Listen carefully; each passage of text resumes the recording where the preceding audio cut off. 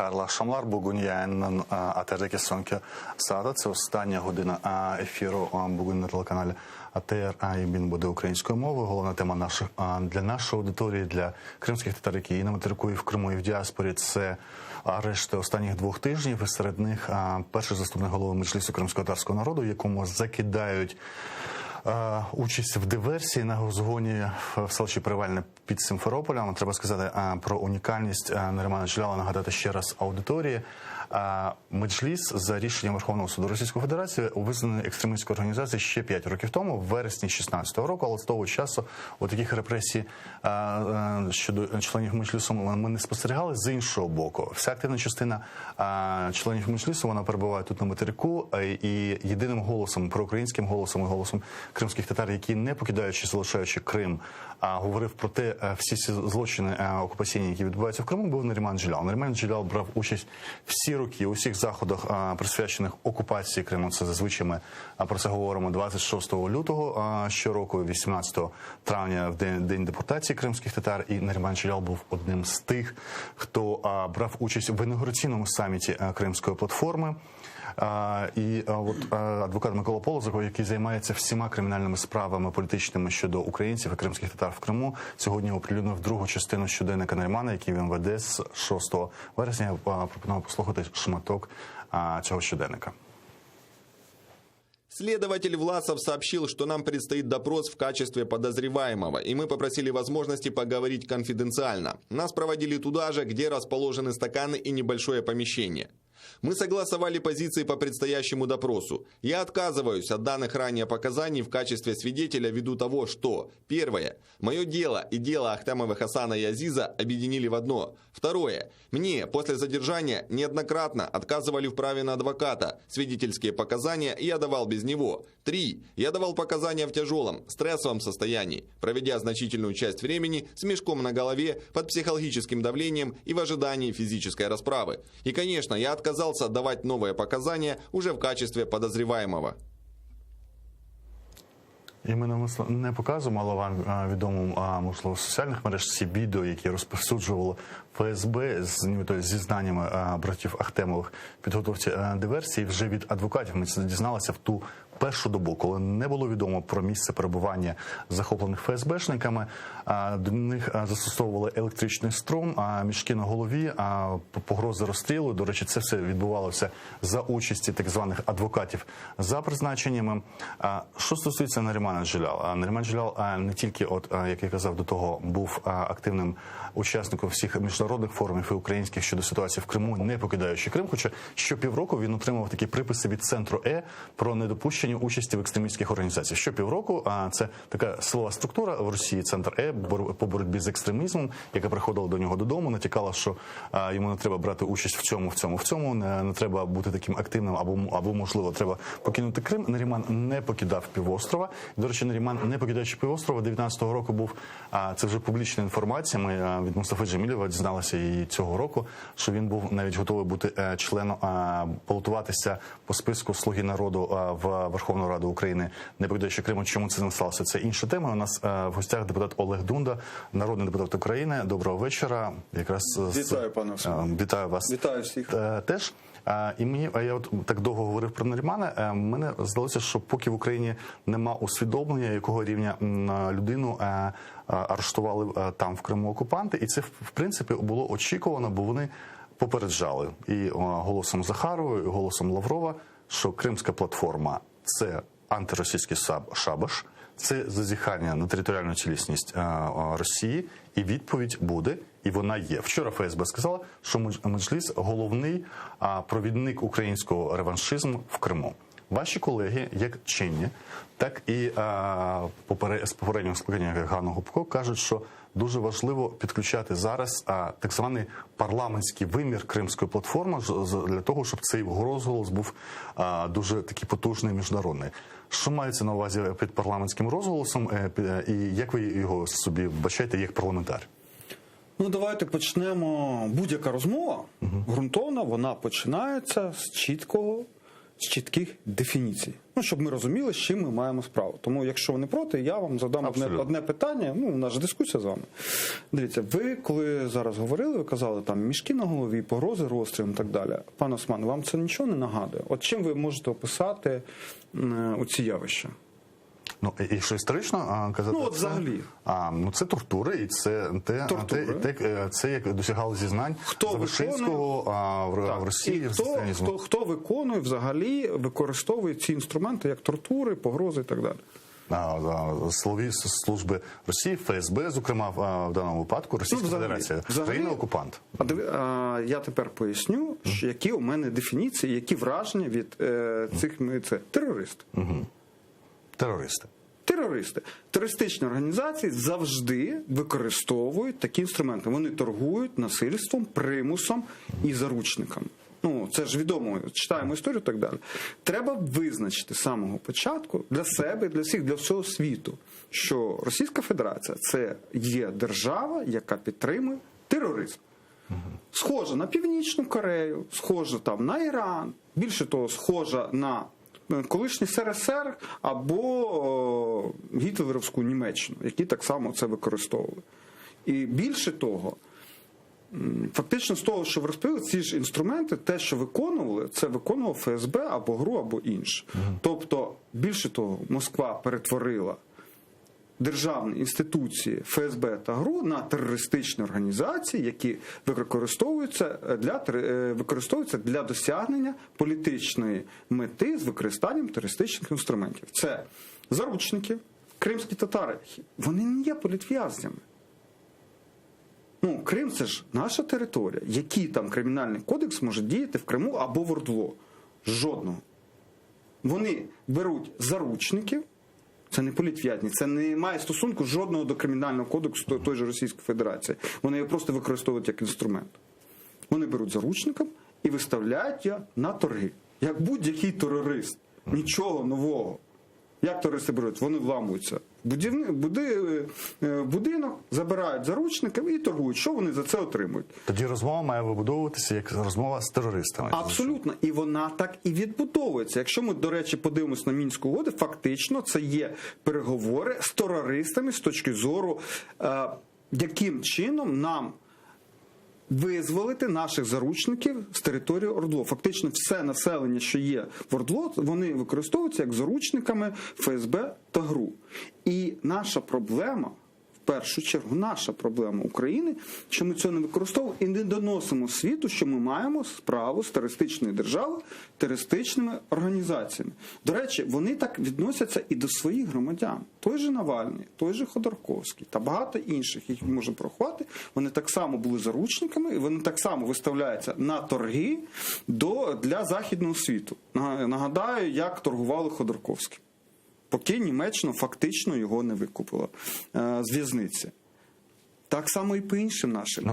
І треба про це розповідати світу. Світ дуже добре розумієш, з ким має справу. Світ же мав проблему з хакерськими атаками і втручанням виборів в багатьох країнах, включно зі Сполученими Штатами. Світ бачив Солсбері, і світ реагував на Навального, те, що відбулося, і навіть вчорашня, це не резолюція Європарламенту, ми точно ще не маємо весь текст, але вони і називають режим стагнуючим авторитарною клептократією, яку очолює пожиттєвий президент. Вони ще в оточенні олігархів. Вони не називають терористичною державою, а фактично всі дефініції, які вони використовують, свідчать про те, що світ дуже добре розуміє, з ким має справу. Дуже добре. Вже що ще має зробити Росія, щоб її назвали терористом?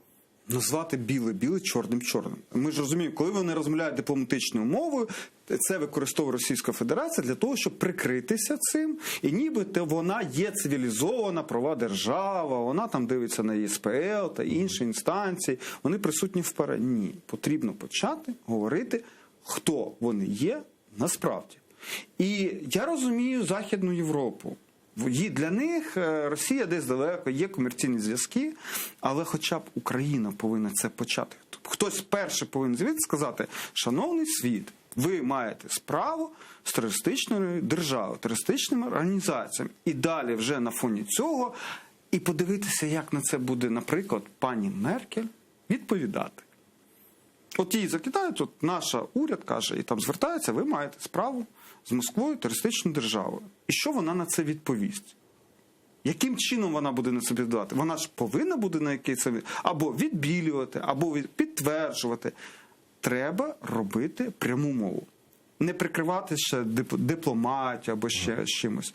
На біле потрібно казати біле, на чорне – чорне. І приводити приклад з кримськими татарами, заручники. Наводити приклад з Навальним. Наводити приклад з нашими заручниками в ОРДЛО, яких вони тримають. Більше того, якщо ми повернемося до ОРДЛО, те, що відбувається примусова паспортизація, це фактично їх примусово видають паспорти і примушують голосувати. І це є в тому числі так само заручники. Не треба вважати, що заручники тільки ті, що сидять у кам'яних казематах. Ні. Заручники всі, хто знаходиться на той території. Вони не мають права голосу, права вибору. З терористами ж теж різною мовою домовляються. Домовляються, іноді віддають викуп, іноді не торгуються і там руйнують. От, в даному випадку, коли терорист настільки потужний, як ядерна держава, терорист, який може блокувати будь-які резолюції в Організації Об'єднаних Націй в Раді безпеки, да? Терорист, який дуже має потужну силу в ОБСЄ, і терорист, якого знову запросили до Парламентської асамблеї Ради Європи. З таким терористом якою мовою треба розмовляти? З будь-яким терористом потрібно розмовляти для того, щоб знизити ризики військової загрози, ризики насильства. Ну, давайте чесно казати. Врешті-решт, всі країни, всі держави, навіть Ізраїль, навіть Сполучені Штати завжди розмовляють з терористами. Якщо в тебе стоїть на порядку денному життя твоїх громадян, ну це безглуздя з ними не розмовляти. Але жоден папірець, підписаний з терористом, не має жодної сили після того, як ми забрали своїх заручників, і тоді всі терористи завжди всю історію помножуються на нуль. І ніхто не говорить про те, що ми ж підписали угоди, ми, держава, повинні їх виконувати. До речі, так само потрібно відносити до Мінських угод. Це є папірець, який підписаний з терористами. Для того, щоб знизити ризики військової агресії, зняти ризики насильства або примусу, або загрози смерті для наших громадян. І ми це зробили. Але вважати, що ми повинні їх виконувати до кінця, не потрібно. Як тільки ми повернемо наші території наших громадян, одразу ми повинні нівелювати ці Мінські угоди і вирішити питання з Російською Федерацією. Але спочатку потрібно називати біле, чорним. Якщо вони терористи, так і казати терористи. Бо для умовного француза або іспанця, або німця словосполучення терористична організація або терористи є зрозумілим, з чим вони мають справу. А коли їх починають там багато речень говорити, багато слів, що от як ви навели приклад з європарламентом, для більшості суспільства це білий шум. Вони не розуміють, що таке квазідержава, вони не зрозуміли і пішли. Краще казати прямо і точно в ціль. Ваш колега Ігор Черня минулого тижня казав, що для визволення зараз по кримським татарам треба створювати українсько-турецьку комісію, і вона буде ефективнішою двосторонньо, тому що у Ердогана такі теплі зв'язки з Путіним і хороші стосунки з Україною. І згадують цей приклад 17-го року. Я вибачаюся, якраз він навів приклад, як тиснути на терориста якогось посередника між ними. В 17-му році було визволення саме двох політв'язнів, це Чийгоза і Умєрова, вони обидва заступники голови Меджлісу кримсько-татарського народу, і дійсно там участь в визволенні була велика саме Туреччині, бо Росія видала їх спочатку Туреччині, з Туреччини вони прибули в Україну. Пізніше би дізналися, що це не тому, що хороші теплі стосунки, а тому, що Росія, в свою чергу, це був абсолютно жорсткий прагматичний обмін. Росія отримала двох ГРУшників, які вбили на території Туреччини чеченських опозиціонерів, сиділи за це в в'язниці. Я пам'ятаю прізвище одного Анісімов. Цих двох ГРУшників отримала Росія і віддала Україні 2 громадян України. Но коли ми говоримо, у обмінного фонду в Туреччині недостатньо для того, щоб постійно на українські прохання когось віддавати і обмінювати українських громадян. Ми пам'ятаємо по Сенцову, да? Тоді ж ми віддали група, коли була Сенцова, поверталися. Я кажу, група Сенцова – це люди, яких звільнили разом з які разом з ними були. Ми віддавали, здається, Вишинського і ще там групу людей. Тобто варто таким чином далі діяти, мати обмінний фонд і отак от обмінювати, чи є він в Україні зараз, і чи його, вибачте, я не знаю, коректно говорити, варто поповнювати час від часу для того, щоб обмінювати з терористами. Ну, на це є декілька варіантів вирішення цього питання. Можна взяти, за приклад, Ізраїль, який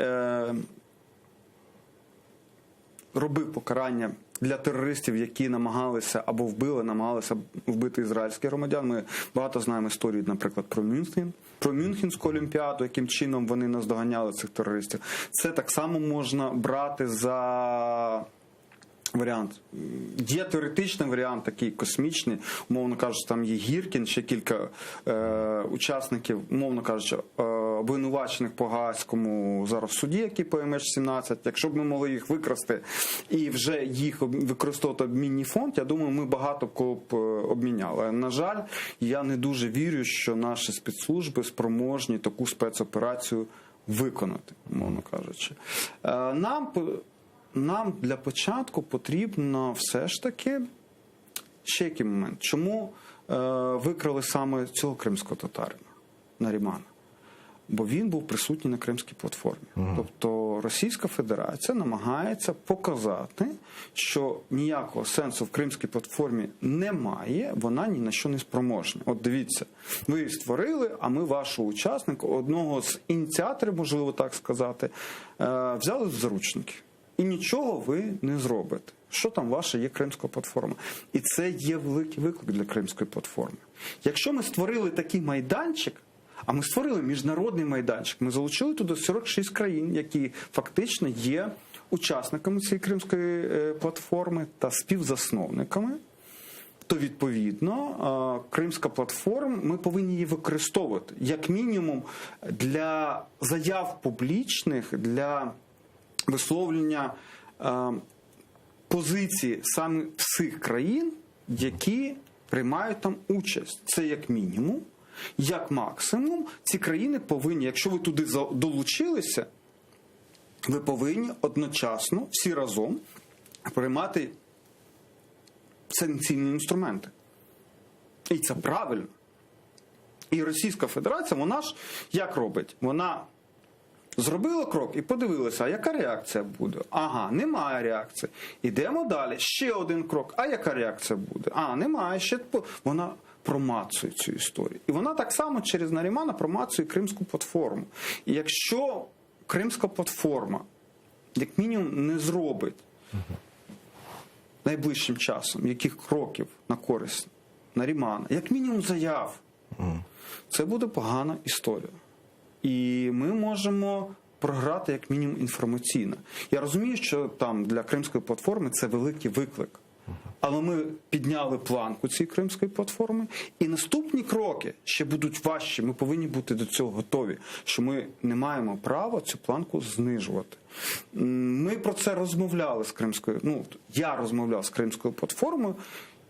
Вони розуміють цю історію, а тепер подивимося, яким чином вони будуть діяти. Зараз продовжуємо, долучаємо до розмови Валерія Клочка, політичного експерта, магістра Державної служби. Доброго вечора, пане Валерію. Студію.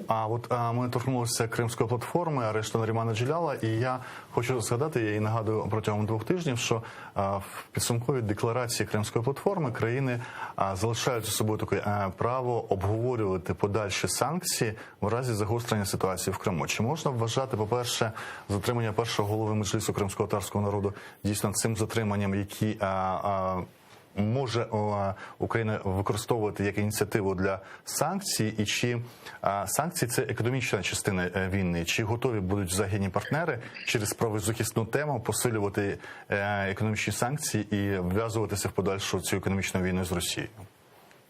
Дякую, пане Османе, за запитання. Воно абсолютно слушне і дійсно цю історію неприємно, м'яко кажучи, можна і потрібно використовувати для того, щоб звертатися до міжнародної спільноти з питанням, ініціативою підвищення, посилення санкцій економічних проти Російської Федерації. Але давайте ми повернемо нас в не таке далеке майбутнє і згадаємо, коли, власне, перші санкції з'явилися. Вони з'явилися саме після анексії Криму. І вони були економічного характеру, і політичного характеру в участі Парламентської асамблеї Ради Європи, куди потім Росія дуже успішно, без іронії, я зараз говорю, повернулася. І ми мусимо констатувати, що економічні санкції по відношенню до Росії ніякого очікуваного ефекту, який ми хотіли, не мали.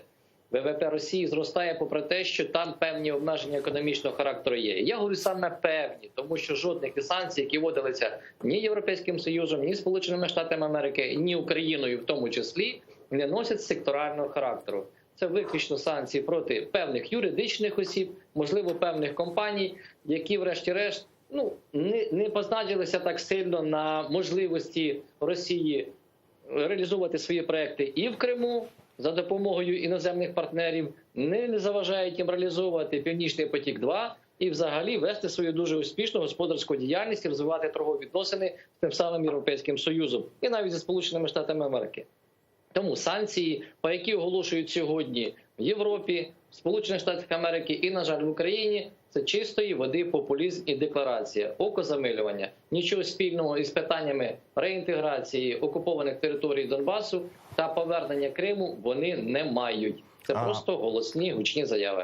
Добре, тоді і до вас, пане Валерію, до пана Олега запитання. Знаєте, ці кримські санкції насправді працюють тільки в тій частині, що туди не літають літаки, не можна заходити в порти, і це то завдяки українському моніторингу, і поштового сполучення. Нема, листи не дійдуть, як і посилки. Але коли йдеться мова, ми всі згадаємо турбіни Сіменса, да, якби Сіменса турбіни прийшли нібито в Росію, Сіменс не знав, куди вони прийшли, Сіменса турбіни врешті опинилися в Криму. І навіть ті санкції, які мали працювати, вони не спрацювали. Да? От таким чином... Одна ремарочка з приводу Сіменсу. І навіть Сіменс зробив заяву, що найближчим часом він буде розміщувати своє виробництво в Росії.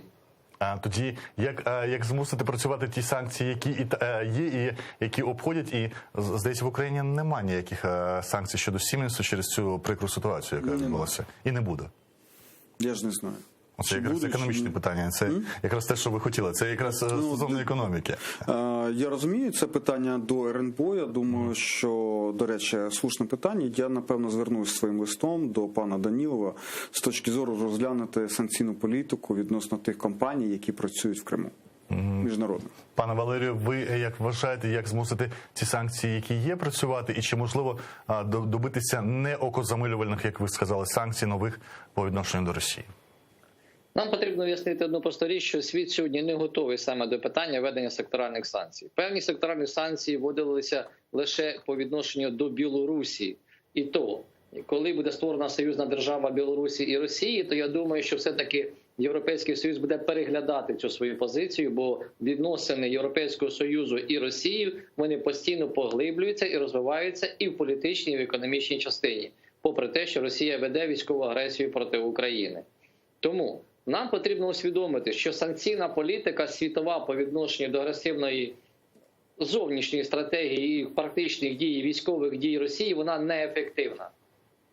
Ми повинні розуміти, що нам варто шукати інших шляхів регулювання війни з Росією, подальшому повернення Криму, постановки питання про надання Криму змінами до Конституції права на самовизначення, тому що це абсолютно змінить порядок денний і так далі. В цьому треба в контексті рухатися. А сподіватися виключно на санкції, що вони якимось чином сприятимуть вирішенню ситуації, поверненню Криму, це було б на мене наївним. Через 7 років поспіль, після того, як ми бачимо їхню фактичну неефективність, попри реляції, заяви і попередників, і нинішньої влади, але вони не працюють. А пан Олег зараз згадав саму Кримську платформу, бо зробивши крок і зібравши саміт такий потужний в Києві, зараз не відповісти, це буде понижувати рівень і фактично не відповідати на ляпаса, які Росія обіцяла як реакцію на Кримську платформу, і Росія зробила. Так от до вас тоді обох питання, як тоді використати хоча б майданчик Кримської платформи, пане Олеже? Я вже розповів, по-перше, це заява. Якщо всі підписалися, всі держави, вони приймають участь, то відповідно підтвердять свою участь Кримської платформи спочатку заявою, по-друге, відповідною санкційною політикою. Я тут погоджуюся з моїм колегою відносно того, що санкційна політика відносно Криму, вона дуже слабка. І це питання в тому числі і тому, що про що ми з вами почали, що ми не комунікували з Заходом, не пояснюємо. Якщо Захід розуміє ту чи іншу державу, що підтримує тероризм, або сповідує терористичні інструменти, ми ж бачимо приклади по світі, як відносяться до цієї держави. Іран, Талібан з своїм Афганістаном, колись там 10-20 років, Північна Корея. А Росію ніхто не називає. Більш того, ми не називаємо про це. Це питання до нас. І заради цього ми ж зареєстрували того тижня відповідну постанову до Верховної Ради і до ООН звернення про те, щоб визнати ФСБ і ГРУ як терористичну організацію. Пане Валерію, от Кримська платформа все ж таки об'єднує, скажімо, такий клуб, це всі країни ЄС і всі країни НАТО, там інших нема. Чи не вважаєте ви, що так потужно зібравшись в Києві, вони все ж таки мають відповісти чимось Росії, хоча б чимось? І чим це, якою це може бути відповідь? Ставити в зобов'язання членів, учасників і співзасновників Кримської платформи, що вони повинні відповісти, це було б, м'яко кажучи, інфантильно. Тому що ми повинні усвідомити, в період анексії Криму позиція країн світу, в тому числі Організація Об'єднаних Націй, яка покликана саме врегулювати такі питання, і Сполучених Штатів Америки, була доволі пасивною. Навіть швидше мовчазна згода відбулася, як на мене, у питанні анексії, подальшої мілітаризації Криму, яка відбувається нині. І треба визнати, що і Сполученим Штатам Америки, і новоствореному військовому союзу Великобританії, США та Австралії вигідно, щоб Росія мала такий потужний військовий потенціал там для врегулювання і балансу сил на Близькому Сході. Про це, звісно, не говорять політики, тому що це означало підписати собі вирок, перепрошую, але ми можемо з великою долею ймовірності такий варіант розвитку подій допускати, і він очевидний на сьогодні. Звісно, що Кримська платформа по-іншому поставила питання проблематики Криму. І будь-який кейс, такий випадок, який стався із арештом активіста в Криму, учасника платформи, він повинен бути підніматися. Але я не можу вам конкретно сказати причини, чому Мінзес про це не використовує доволі активно. Чому не порушується питання ті ж самі Організації Об'єднаних Націй і на інших міжнародних майданчиках. Швидше за все, сьогодні або неслушний час, або Кримська платформа не ставила собі за мету такі дії вчиняти. Просто ми отримали медійну картинку. Я думаю, що відповідь на це питання ми отримаємо, можливо, за півроку, а за рік, коли врешті-решт ми дійдемо до якогось моменту скликання наступного саміту. Якщо він буде продуктивний, офісом Кримської платформи буде напрацьований план реінтеграції, будуть проведені певні дипломатичні відносини, перемовини з іншими країнами-учасниками для напрацювання плану, а не декларації, бо вона, вибачте, вона пуста декларація, вона не містить ніякого плану реалізації щодо подальших дій України і інших учасників в частині реінтеграції Криму або надання йому абсолютного права вибору на самовизначення, про що я говорив раніше. Нема цього. Тому предмет розмови поки що, на жаль, нема. І це є величезний мінус цієї Кримської платформи, попри те, що це дуже класна ідея була. Але вона не завершена, вона не реалізована. Нам нема що представити світу. Може тоді, по-перше, до вас питання, може просто сама Кримська платформа не встигла, що така буде швидка реакція Російської Федерації, бо ми ж бачимо, нема ніякого механізму Кримської платформи. Координація діяльності покладена тут в Україні на офіс постійного представництва президента України в Криму. Це, ми знаємо, він складається з Антона Кориневича, двох його заступників. В принципі, це невеликий офіс, який має координувати тепер з 46 країнами, а самого механізму, хто від цих країн залучений до цього, Криму немає. Можливо, це просто питання часу, чи як взагалі має бути організовано, чи достатньо механізму координаційного у вигляді постійного представництва президента? Я виходжу з того, якщо всі країни, які були присутні, підписалися під цією угодою, під цим меморандумом про створення Кримської платформи, то відповідно вони повинні бути залучені. І це питання до керівництва Кримської платформи, як вони цей механізм відпрацювали. Давайте все ж таки дамо їм там трошки часу, можливо, вони там не встигли, та пару тижнів подивимося на реакцію. Але ще раз уважу, якщо реакції не буде, це буде поганий знак. Реакція повинна бути будь-яка. Навіть млява, але вона від Кримської платформи буде. І відносно країн, учасників цієї Кримської платформи, слухайте, це ж не паті, не вечеринка, які зібралися, випили, з'їли сендвіч і розійшлися. Якщо ви ж розумієте, заради чого вас тут зібрали. Відповідно, це була б інфантильна позиція зібратися, розійтися і нічого не робити. Ви тоді втрачаєте авторитет, тому і з ними таким чином потрібно працювати. І все ж таки, решті-решт, я б зазначив би, що якщо б Кримська платформа виступила з цими заявами, і ми наголосили про те, що маємо справу з державою-терористами, ми потроху би змінювали інформаційне поле. А з цього все починається. А на вашу думку, який наступний крок має зробити Україна до Кримської платформи? Україна врешті там на 8-му році окупації, на 30-му році незалежності ухвалила цей закон, яким кримських татар, кримчаків визнали корінним народом в Україні. Це теж тема, яка дуже роздратувала Російську Федерацію, і навіть зазвичай там у них реагують Захаров і Лавров, відреагував на це сам Путін. Це дуже був дратівливий закон для Російської Федерації. Який наступний крок має бути? Павло Валерій сказав щось про самовизначення Криму. У Меджлісі, у кримських татар, це автономія в складі України. До вас як до законодавця, до вас як до експерта, який крок можна очікувати від України наступний по відношенню Криму? Наступне по відношенню Криму, там, наскільки я пам'ятаю, вже напрацьовуються відповідні законопроекти, але я на моє нещастя, я все ж таки не залучений до цієї роботи. З свого боку, якщо там залучать, я там надам свої пропозиції. Я ж кажу, з моєї точки зору, не потрібно відноситися до Криму як до окремої частини. Не потрібно цього. Ми маємо взагалі велику проблему з Російською Федерацією. Крим окремо не вирішується. Треба вирішувати сприйняття світу до Російської Федерації. Це повинен бути більш стратегічний інструмент. І це і ОРДЛО, і Крим, і робота Російської Федерації в Західній Європі.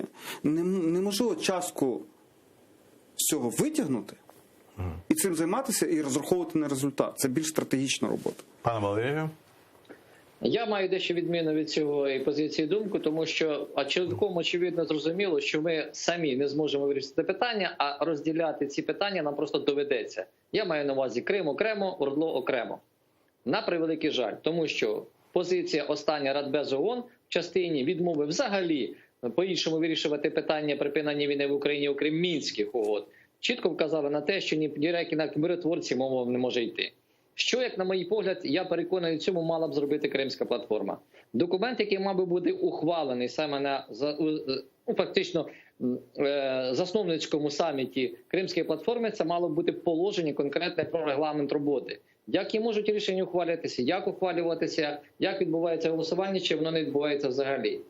Така тематика не піднімалася. Я її не чув, я уважно слухав виступи. Це були декларації представників, які вкотре засвідчили непорушність кордонів України і суверенітет її. Супер. Я дуже їм за це дякую, але це подальших кроків ніяк немає.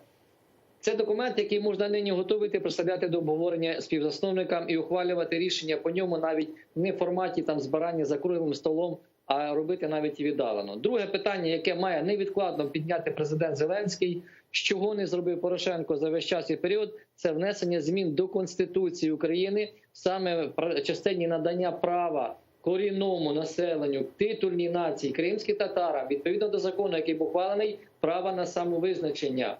Це абсолютно по-іншому надасть права Кримському Курултаю ухвалювати рішення щодо можливості або утворювати окрему незалежну державу, або автономний округ з спеціальним статусом в межах України. Але це по-іншому взагалі почало формувати порядок денний. Відповідно, таку історію ми мали ще на початку ХХ століття, яка, на жаль, в силу обставин, тоді і Першої світової війни завершилася провалом. Але це не означає, що ми не можемо почати цей процес нині. Це абсолютно інший діалог був би.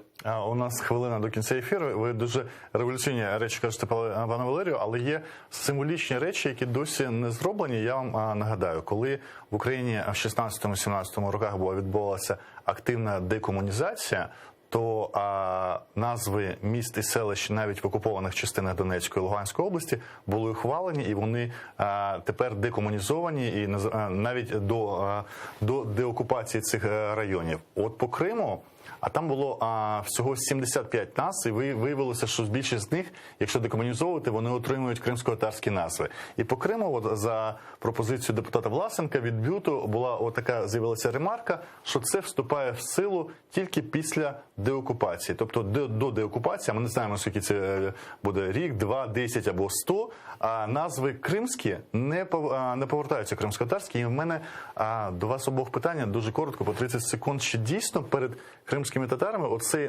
негласний острах залишається, що щось це чуже, і ми собі на голову створюємо якусь проблему? Чи є це? Ну, це кратка відповідь.